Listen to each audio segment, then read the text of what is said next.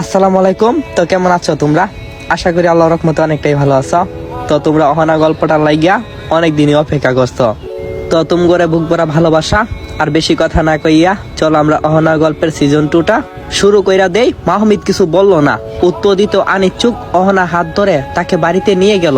ক্লান্ত থাকায় সবাই ঘুমিয়ে পড়ে। অহনা এপাশ উপাস করে, ঘুম আসছে না তার, হাজারো প্রশ্ন মনে। উঠে পড়ে বিছানা থেকে, দরজা খুলে বাইরে বের হই। মাহমিদ তার কাঁধে হাত রাখে। যাচ্ছ কোথায়? অহনা চুপ করে থাকে। মাহমিদ পুনরায় প্রশ্ন করে, বের হলে কেন? অহনা কিছু না বলে হাঁটা শুরু করলো। কিছুক্ষণ পরেই মুখ খুলে বলল, ভাবছি তোমার মতো কম কথা বলবো, কথা কম কাজ বেশি। তখন মাহমিদ বলল, কিন্তু তোমার গন্তব্য কোথায়? অহনা বলল, দেখতে পারবে। এই বলে অহনা হাঁটা শুরু করলো। নদীর পাড়ে এসে থামে।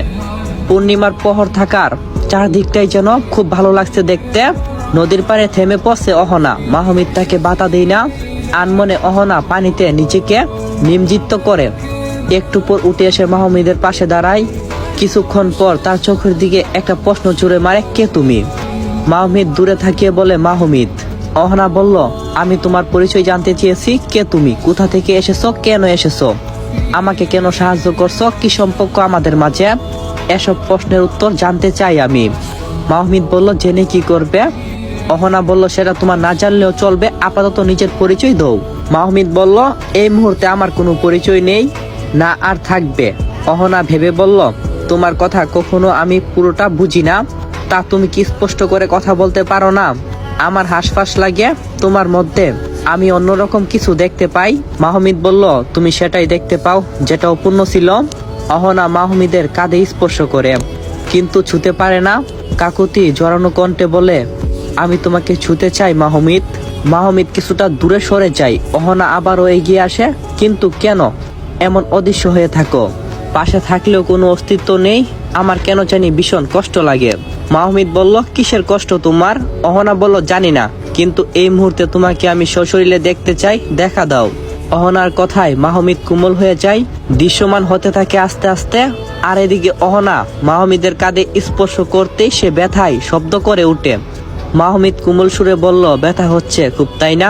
তখন অহনা বলল, এখন কোনো ব্যথা নেই। মাহমিদ বলল, আর থাকবেও না, আমি সব ঠিক করে দিলাম। মুহূর্তে সব ব্যথা উদাও হয়ে যায়। মাহমিদের স্পর্শের জাদুতে অহনার শরীরটা চাঙ্গা হয়ে ওঠে। মাহমিদ বলল, তোমাকে একা গড়ে রেখে বাইরে যাওয়া ওই দিন উচিত হয় নাই আমার। আমি না গেলে হয়তো এত কিছু ঘটতো না। অহনা বলল, নিজের দোষ দিচ্ছ কেন? দোষী আমি রেগে গিয়ে বের করে দিয়েছি। মাহমিদ আকাশের দিকে তাকিয়ে বলল, জীবনটা আরেকটু দীর্ঘ হলে কি হতো?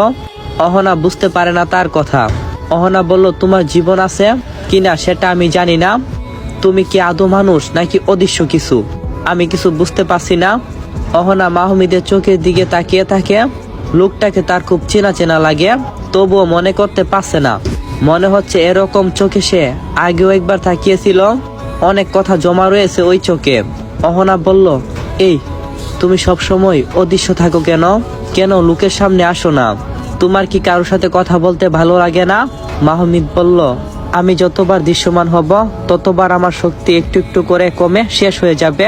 দুটো কাজের জন্য আমি এখানে এসেছি, সেগুলো শেষ না হতেই শক্তি শেষ হয়ে গেলে দুর্ভাগ্য নেমে আসবে আমার কপালে। অহনা প্রশ্ন করে, কেন? কোন দুটি কাজ?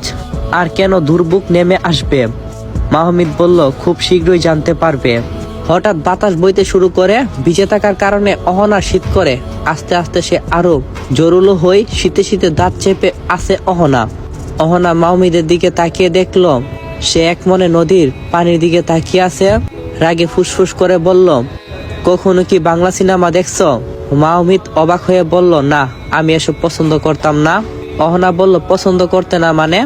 যাই হোক, সেজন্যই এই অবস্থা। মাহমিদ বলল, কেন, কি হয়েছে? অহনা বলল, তুমি তো দেখোনি, বলে কি করব? মাহমিদ বলল, বলো।